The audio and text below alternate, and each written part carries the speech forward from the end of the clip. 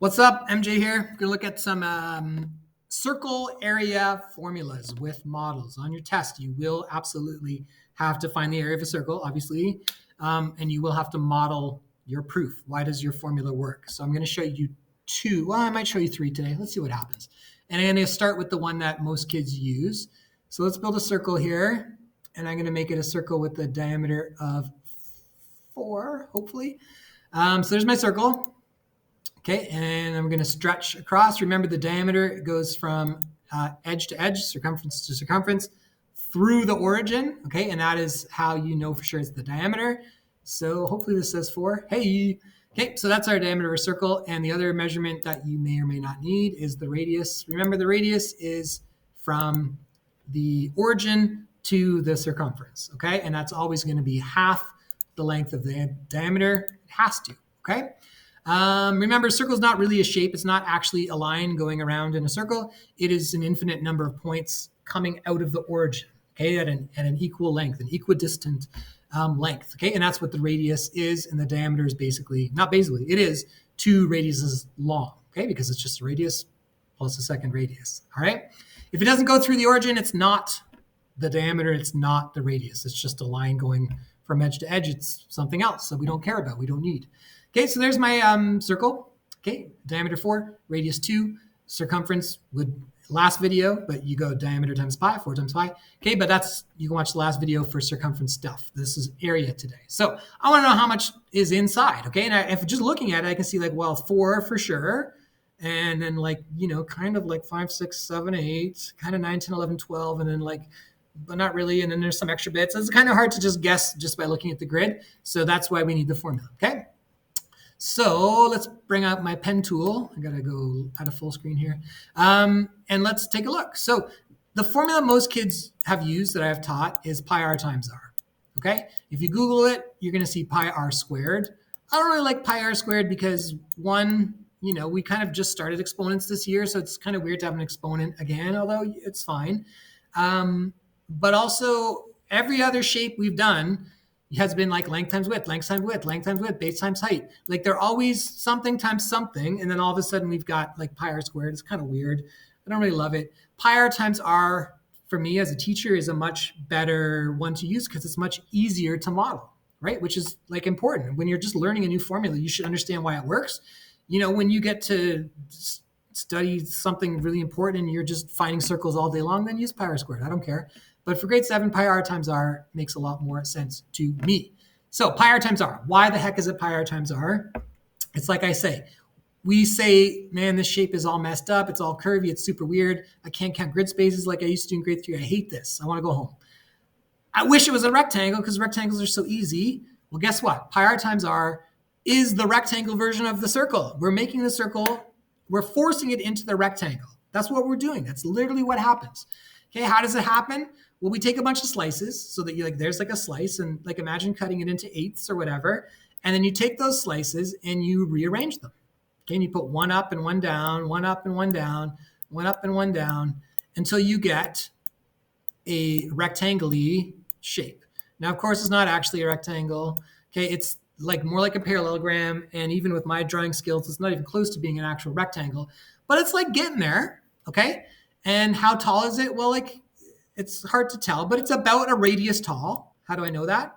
Because that's literally one radius, right? When you take the edge of the slice, both edges are a radius long, okay? And then the other sort of edge is that circly bit, okay? And we'll talk about the other measurement in a second, but that's where we get our first r from, okay?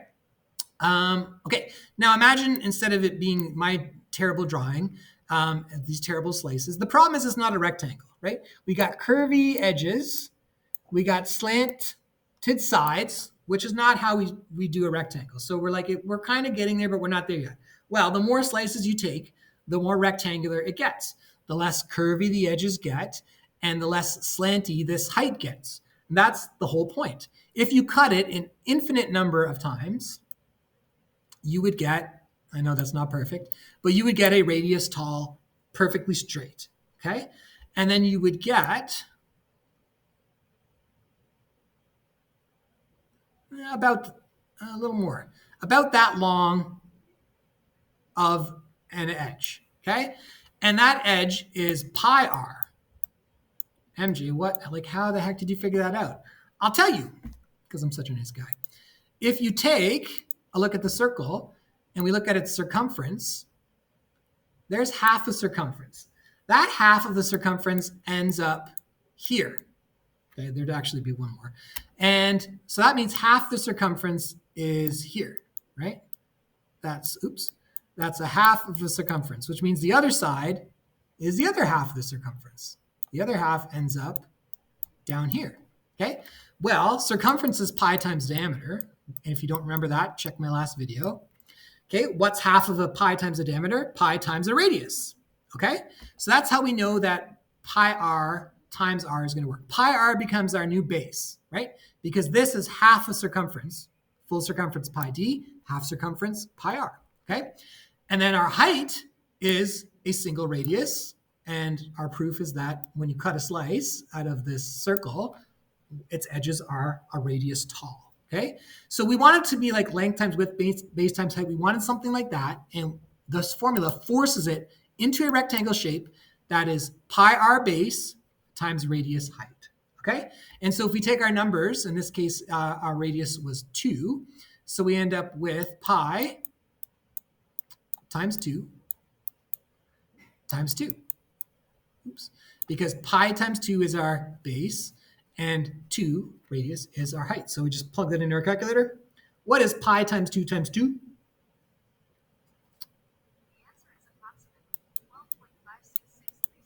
Okay, so it's 12.566, so I'm going to round that up to 12.57. And then since I didn't say this is centimeters, inches, or whatever, we're just going to go units squared. Okay? And that made sense from our initial count because we were saying, well, 1, 2, 3, 4 for sure, and then kind of 5, 6, 7, 8, 9, 10, 11, 12, and then like these little bits would kind of fill in here and here. But it looks like it's a little more than 12, and that's what we discovered. Okay, and it makes sense because if this is 2, it's going to be double, 2 times pi times 2, which is a little more than 6. So that makes sense. Okay, so that definitely checks out. Makes sense, looks kind of clear, and I really like this model. And like I say, most kids, 90% of them, like this model, pi r times r. Okay, so that's one model. Now I'm going to show the square model. Let's just delete all this. So if you don't like the square model, just you're done. Okay, stick with the model you like, pi r times r. There you go. I'm going to show you 2 more models though. If you're interested, if you're struggling in this unit, end the video right now.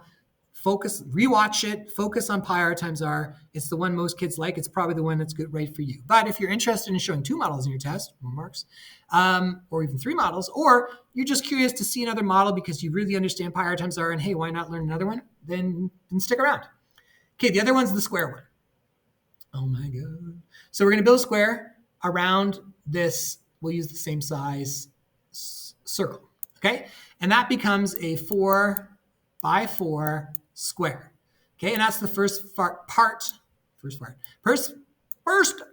of our formula is d squared, okay? Diameter square. It's literally a square that is a diameter times a diameter, okay? So it's a square.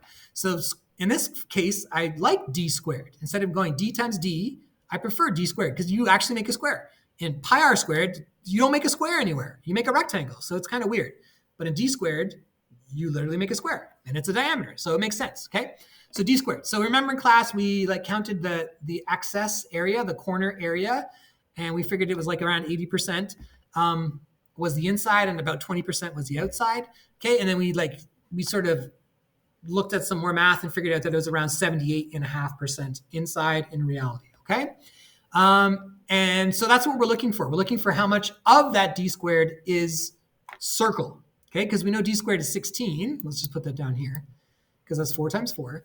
But obviously the circle part is not 16. It has to be less. I mean, just looking at the picture, there's parts of the square that aren't in the circle. So how can it be 16? It's got to be less, okay? And that how much is it is pi over 4, okay? And that gives us that number that's about 78.5%. Okay, and in this case, we will go to 3 decimal points because it's a 5. If it was 781, we would just use 78. If it's 789, we'd round up to 79. But it's like right in the middle, so let's keep the 785 and to be a little more precise. Okay, and that pi over 4 makes sense because it's basically saying like that's I mean, it's got 4 corners and pi is our circle number. That's like kind of good enough to understand, okay? But yeah, we're only gonna use the 78.5% of the circle. We proved why that works in class. But that's your model, okay? Let's find out what that is. What is 16 times 0.785? Okay, so we got the same, basically, the same answer as pi r times r. And, you know, depending on how many decimals of pi you use and all that other stuff, you might be off by a 1/100th or whatever. That's no big deal.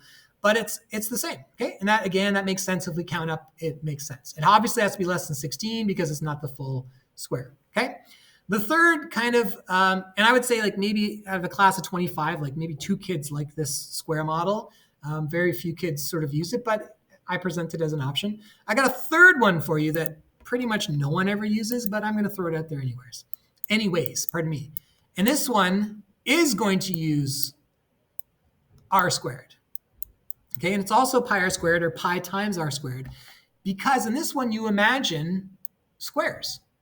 How big are the squares? Well, in the last one we used diameter squared. In this one we use radius squares. Okay, so it's 2 by 2. And imagine 4 of them.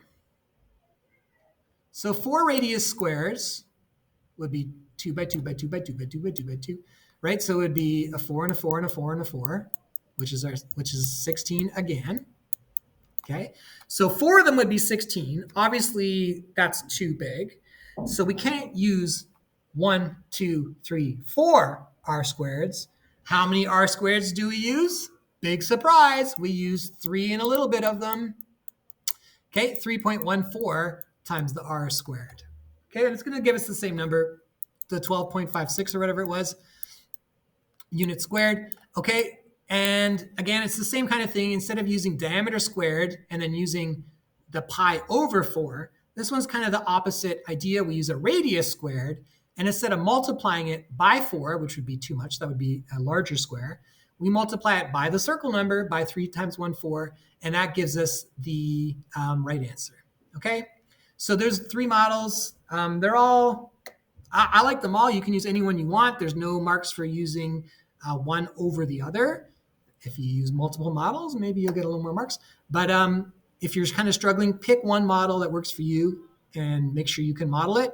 Like I say, 90+% of the kids I use have taught use pi r times r. So if you're struggling and you're not sure, that's the one I would go with because it's the most popular. There you go. So hopefully that's helpful, and peace.